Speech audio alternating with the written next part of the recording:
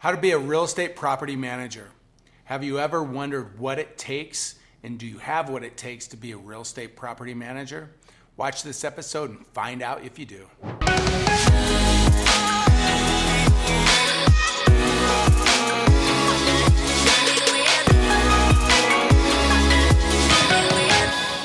of the most common things or question is do I have to be licensed to be a property manager? In most cases, yes. You want to be familiar with the law. But if you're managing your own properties, the answer is no. You could just manage your own. But again, if you're managing someone else's, you need to be a licensed real estate agent, broker. You have to be an agent for a minimum of 3 years. So anyway, something to think about. But let's dig in a little bit more of what it takes to be a real estate property manager.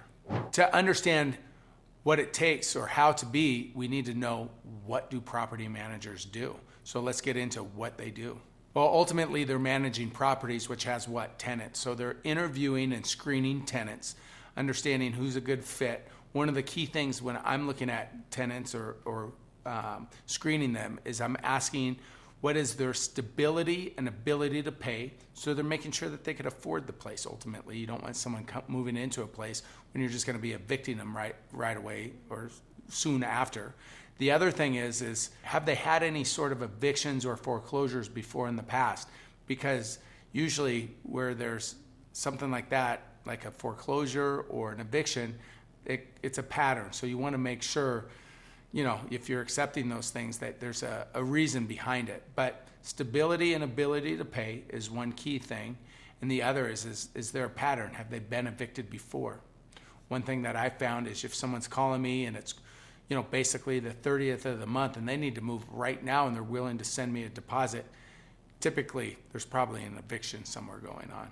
So again, interviewing tenants, going through their application, running their application, finding out what's their background. You're doing a background check essentially and finding out what they've done, their history, if they owe other people money. Because if they owe other people money and have a lot of collections and a low credit score, could tell you a thing or two about them and maybe the pattern that they're in. Property managers, okay, so they interview and they lease properties. They do showings. They're advertising the property to be seen. They're scheduling the showings. So basically trying to coordinate, at least what I do, is I try to coordinate it to where I have multiple showings at once. Same thing goes if I'm selling a property. You want to have multiple people there at a showing as possible. That way there's some excitement and hype around it. I do this around showings as well, so people get excited and they think, oh my gosh, I don't want to lose out. There's so much good stuff going here. So showings, this is just another part of what they do, and if you're going to do it, you need to be doing these things. You're usually managing or coordinating with the tenant and maybe a handyman if there's an issue like clogged sink, leak, whatever it might be. If there's some sort of maintenance and repairs, you're handling that. You have handymen readily available that are going out and handling any sort of issues that the tenants are having. You want to get these done in a pretty timely manner, especially like in an area like Arizona. If you have the ACs out, you want to make sure that someone's getting on that air conditioner as quick as possible. Otherwise, that person's not really loving you or life at that moment.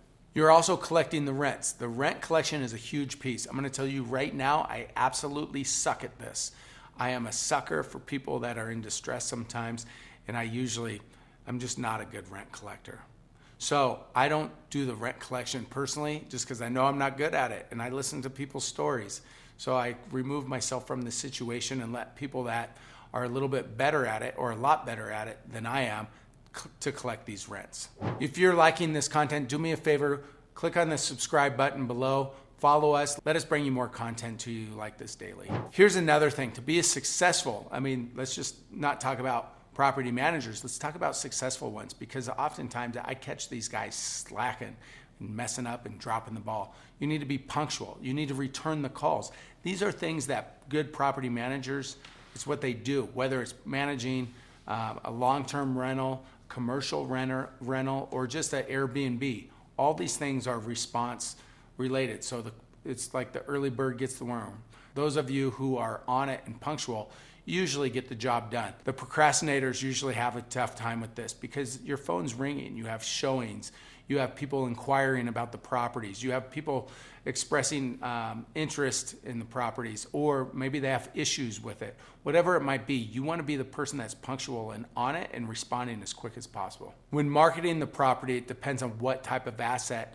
If it's commercial, they're going to lose LoopNet, CoStar, things like that. If it's you personally doing it, I like to use Craigslist, whether it's residential or commercial. I get a lot of hits on it. I get a lot of people inquiring.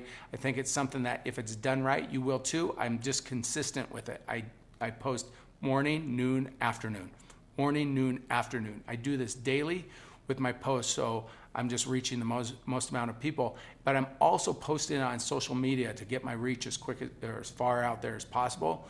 So you want to be able to do the same. Property managers are going to use the same type of vehicles, but I feel like I could get more aggressive because it's my money, it's my asset sitting there, and I want to make sure that it's leased up as quick as possible because time is money in this business. By being on these things, that means your occupancy rate is higher. The property is in good showing condition, and you're able to get the most amount for it if you go to sell. I mean, at any point, I have to think this thing could be put up for sale and I could sell it if I need to. I just have to look at occupancy, how my tenants are paying, and what kind of condition the property's in. You want to make sure that that's the same for any type of asset you're managing. I'll tell you what, here's something I've done before in the past just to test property managers. They would tell me, okay, here's our schedule. We come out weekly, we do maintenance. And so we're going to go out, we're going to clean the weeds, so on and so on. I will purposely take different pieces of paper, wad them up, and put them underneath specific areas strategically throughout the property just to see, because I can't sit there and watch it, and I'll see if they come. If a week goes by, 2 weeks, 3 weeks, a month, and those are still there, you know you're paying for something that you're not getting. So that's a problem. The other thing I do is I'll use a different phone number. I call the property manager and I inquire about the property to see if I could get a phone call back. Sometimes, no phone call. I could call 2, 3, 4 times. Well, if you know that you're not getting a phone call back from that company, there's another red flag. It's probably a sign of things to come. I've taken over buildings where it's been half full, half vacant, whatever you want to look at it. And by the time I've taken them over, I've had them leased up within a short period of time, less than 30 days, just by doing the things that we just talked about right here. The biggest thing I think right away with a tenant that you need to do is you need to set the example. You don't want to be the pushover. You need to meet them firmly. Sometimes you give an inch, you take a mile. That's often the way it goes in being a landlord or property manager. So you want to be able to address these things as quick as possible and not just be the pushover.